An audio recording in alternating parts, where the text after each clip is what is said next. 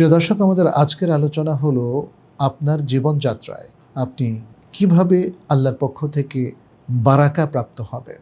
আল্লাহ সুবহানাহু ওয়া তাআলা তিনি আমাদের জন্য জীবনের যতটা সময় দিয়েছেন তার পুরোটাতেই তিনি বারাকাতের ব্যবস্থা করেছেন, যদি বারাকা পাওয়ার শর্তগুলো আমরা পূরণ করি। সেটা নিয়ে আমরা কথা বলবো। আর দ্বিতীয়ত, তিনি আমাদের কিছু কিছু সময়ের মধ্যে স্পেশাল বারাকা দিয়েছেন, সেগুলো আমাদেরকে অ্যাভেল করতে হবে। এবং এর বাইরেও কিছু পদ্ধতি আমাদেরকে দিয়েছেন, যে পদ্ধতিগুলো অ্যাডাপ্ট করলে আমরা আল্লাহর কাছ থেকে বারাকা পেতে পারি। এখানে বারাকা প্রাপ্তির শর্তটা কি সেটা নিয়ে একটু কথা বলি।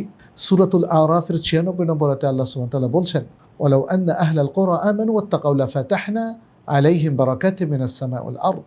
যদি জনপদের লোকেরা ঈমান পোষণ করত, তাকওয়া অবলম্বন করত, তাহলে আমরা আসমান এবং জমিনের বারাকা তাদের জন্য উন্মুক্ত করে দিতাম। সুবহানাল্লাহ। তাহলে শর্ত করা হয়েছে দুটো, একটা ঈমান থাকা আর একটা হলো তাকওয়া থাকা। তাহলে ব্যক্তি তার ঈমানকে নিশ্চিত করতে হবে এবং সে তাকওয়া ভিত্তিক জীবনযাপন করতে হবে। তাহলে উপরের আসমান থেকে তার উপর বারাকা আসবে আর নিচের জমিন থেকেও তাকে বারাকা দেওয়া হবে। এই দুটো শর্ত পূরণ করতে হবে আমাদের। দ্বিতীয়ত, আমরা বলেছি সময়ের বারাকা। সময়ের বারাকা প্রাপ্তির জন্য আপনাকে চিন্তা করতে হবে যে কোন কোন সময় আল্লাহ কিভাবে বারাকা দিয়েছেন। যেমন সহিহ আবি দাউদের মধ্যে একটা হাদিস এসেছে, শেখ আলবানী এটাকে শুদ্ধ বলেছে। নবী সাল্লাল্লাহু আলাইহি সাল্লাম দোয়া করেছিলেন, আল্লাহুম্মা বারিক লি উম্মতি ফি বুকুরিহা, হে আল্লাহ তুমি আমার উম্মতের জন্য বারাকা দাও তার সকাল এবং প্রত্যুষের সময়টাতে। অতএব সকালের সময়টা কি আমরা কাজে লাগাচ্ছি কিনা। আমাদের অনেকেই আমরা ঘুমিয়ে থাকি, আমাদের অনেকেই আমরা সকালের সময়টার কোনো গুরুত্বই বুঝি না। অথচ রাসূলুল্লাহ সাল্লাল্লাহু আলাইহি সাল্লাম তিনি নিজে এই সময়টা কাজে লাগাতেন। ফজরের পর থেকেই একজন মুসলিমের কাজ শুরু হয়ে যায়। নবী সাল্লাল্লাহু আলাইহি সাল্লাম ফজরের পরে মসজিদে অপেক্ষা করতেন এবং তারপরে সালাতুদ দুহা, সালাতুল ইশরাক তিনি পড়তেন এবং তারপরে তিনি কাজে লেগে যেতেন।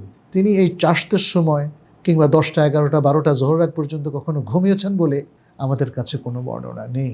কারণ এটা বরকতের সময়, এই সময়টাকে কাজে লাগাতে হবে। দুনিয়া এবং আখিরাতের কল্যাণগুলো এই সময় সংগ্রহ করতে হবে। ফলে সময়ের বারাকাটাও আমাদের বুঝতে হবে। সময়ের বারাকারও নানাভাবে আমরা অর্জন করতে পারি। ডিসিপ্লিনের মাধ্যমে, একটা সুন্দর শৃঙ্খলা ফলো করার মাধ্যমে। যেমন প্রত্যেক সালাত তার ওয়াক্তে পড়া, এবং বিশেষ করে আউয়াল ওয়াক্তে, শুধু এশার সালাত ছাড়া। এশার সালা সব সিজনেই আমরা একটু দেরি করে পড়তে পারি এবং তারপর ঘুমিয়ে যাওয়া, কিয়ামুল লাইল করা। এছাড়াও সময়ের সাথে আল্লাহ সুবহানাহু ওয়া তাআলা সকল ইবাদতকে রিলেট করে দিয়েছেন।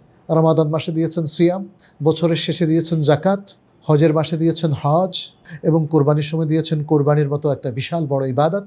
ঈদ উল ফিতরে দিয়েছেন যাকাতুল ফিতর। তাহলে এগুলোই হচ্ছে সময়ের বারাকা। প্রত্যেকটা ইবাদত যথাসময়ে যথার্থভাবে অথেন্টিকভাবে আদায় করার মধ্য দিয়ে আমরা কিন্তু আল্লাহর পক্ষ থেকে প্রাচুর্য লাভ করতে পারি, বারাকা লাভ করতে পারি। এছাড়াও আরও কিছু আল্লাহর সুন্নাহ কাউনিয়া আছে, জাগতিক নিয়ম। যেমন খাওয়ার সময় খাওয়া, ঘুমের সময় ঘুম, এবং কিছু পর্যাপ্ত ব্যায়াম ইত্যাদি। এগুলো জাগতিক কাজ, কিন্তু এগুলোর মধ্যেও বিশাল বারাকা আছে। আপনি যদি এই নিয়মগুলো মেনটেন করেন তাহলে দেখবেন আপনার ডায়াবেটিস কন্ট্রোলে থাকবে, আপনার প্রেশার কন্ট্রোলে থাকবে, আপনার কিডনিগুলো চমৎকারভাবে কাজ করবে, আপনার হার্ট চমৎকারভাবে কাজ করবে, আপনার রক্ত সঞ্চালন খুবই চমৎকারভাবে হতে থাকবে, এবং এর মধ্য দিয়ে বিশাল বারাকা আমরা অর্জন করতে পারি। কারণ তখন দেখবেন ইবাদতে ভালো লাগবে, আপনার শক্তি, সামর্থ্য, মেধা সব বেড়ে যাবে। আপনি উম্মার জন্য, বিশ্ব মানবতার জন্যে এবং আল্লাহর পথে সবার জন্যে আপনি কাজে কিন্তু অনেক বেশি অনুপ্রেরণা পাবেন, শক্তি পাবেন, আগ্রহ পাবেন। এটাই বারাকা। আপনি সুস্থ থাকবেন, এটাও বারাকা। আপনার মনটা ভালো থাকবে, এটাও বারাকা। বারাকা লাভের জন্য প্রিয় দর্শক, আমাদের আরও কয়েকটা কাজ আছে। যেমন যিকির দিয়ে দিন শুরু করা, অর্থাৎ আযকারুস সাবাহ। এখানে ফজরের পরে আমরা জানি বেশ কিছু যিকির আছে ফজরের ফরজ সালার পরে। এটা বলা হয় আযকার আকিবা আস-সালাওয়াতিল মাফরুদা। ফরজ সালাতের পরে কিছু যিকির আছে, এবং তারপরে হচ্ছে আযকারুস সাবাহ, যেটাকে সকালের যিকির বলা হয়। এরপর আছে সন্ধ্যার যিকির, যেটা আসরের পরে বা মাগরিবের পরে আপনি পড়বেন। সার্বক্ষণিক যিকিরও আছে, আল্লাহকে আপনি সবসময় স্মরণ রাখবেন, উঠতে বসতে, ঘরে প্রবেশে, ঘর থেকে বের হওয়ার সময়, যানবাহনে চড়ার সময়, নামার সময় ইত্যাদি, উপরে ওঠার সময়, আবার নামার সময়, তাই না? আল্লাহু আকবার, সুবহানাল্লাহ ইত্যাদি। এভাবে আল্লাহকে স্মরণ করতে হবে। আল্লাহর যখন রিজিক খাবেন তখন বিসমিল্লাহ বলবেন এবং শেষে আলহামদুলিল্লাহ বলবেন ইত্যাদি। এভাবে আল্লাহকে সার্বক্ষণিক স্মরণের মধ্য দিয়ে আমরা বারাকা লাভ করতে পারি। এবং এছাড়াও সালাত এটা একটা যিকির, কেরাতুল কোরআন এটাও একটা চমৎকার যিকির। এভাবে ভালো কাজগুলো কিন্তু যদি আমরা আল্লাহ এবং রাসূলের পদ্ধতিতে করি, এটাও কিন্তু একটা যিকির।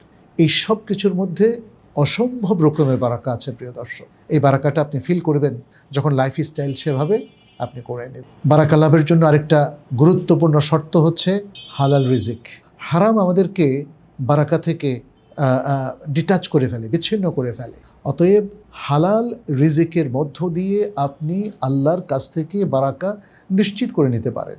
নবী সাল্লাল্লাহু আলাইহি সাল্লাম তো যারা হালাল রিজিক গ্রহণ করে, কনজিউম করে, আর্ন করে, তাদের ব্যাপারে বলেছেন আন্না ইউস্তাজাবু লাহ, তার দোয়া কি করে কবুল হবে? দোয়া কবুল না হলে তো আপনি অনেক কিছু থেকে মাহরুম হয়ে যাবেন। অতএব হালাল রিজিকের মাধ্যমেও আমাদের আল্লাহর বারাকা তালাশ করতে হবে। এরপরে নিয়তের বিশুদ্ধতা, ইখলাস, এটা বারাকা লাভের জন্য একদম মোক্ষম শর্ত বলা যায়। আপনার আমল শুদ্ধ হওয়ার জন্য নিয়ত শুদ্ধ হতে হবে। নিয়ত শুদ্ধ হলে আমল কম হলেও আল্লাহ আপনাকে প্রচুর এবং প্রভূত বারাকা দেবে। একজন লোক যদি, বিশুদ্ধ হাদিসে এটা প্রমাণিত যে একজন লোক যদি কোনো ভালো কাজের ইচ্ছা করে কিন্তু করতে পারলো না, তাহলে সে কিন্তু আল্লাহর কাছ থেকে প্রাচুর্য পাবে, বারাকা পাবে।